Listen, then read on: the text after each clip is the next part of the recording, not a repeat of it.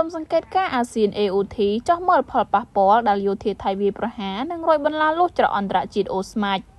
អភិបាលខេត្តឧត្តរមានជ័យលោកមានច័ន្ទយ៉ាដានៅថ្ងៃប្រហ័សថ្ងៃទី8ខែមករានេះបានដឹកនាំក្រុមការងារចូលរួមជាមួយក្រុមសង្កេតការ AOT ដើម្បីពិនិត្យមើលផលប៉ះពាល់ដល់កម្លាំងយោធាថៃវាយប្រហារនិងរយបន្លាលុះចូលមកលើច្រកអន្តរជាតិអូស្មាច់លោកមានច័ន្ទយ៉ាដាបានលើកឡើងថាបន្ទាប់ពីមានការរំលោភបំពានយ៉ាងធ្ងន់ធ្ងរពីកងកម្លាំងយោធាថៃដែលបានប្រើប្រាស់អាវុធធុនធ្ងន់ផ្លោងចូលមកក្នុងភូមិសាស្ត្រទឹកដីកម្ពុជាដែលបង្កឲ្យមានការខូចខាតហេដ្ឋារចនាសម្ព័ន្ធក៏ដូចជាផ្ទះសម្បែងនិងទ្រព្យសម្បត្តិប្រជាពលរដ្ឋយ៉ាងដំណំ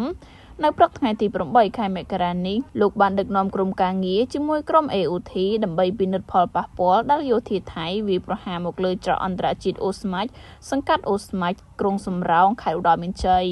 គួរឲ្យដឹងថាក្រុមអង្គការអាស៊ាន AOT ថ្មីនេះក៏បានចោទពិនិត្យផលប៉ះពាល់ស្ពានអូជីកដែលរងការខូចខាតដោយសារយោធាសៀមឈ្លានពានប្រើយន្តហោះ F16 ទម្លាក់គ្រាប់បែកនៅស្រុកចុងកាល់ខេត្តឧត្តរមានជ័យព្រមប្រទល់ស្រុកស្រីស្នំខេត្តសៀមរាប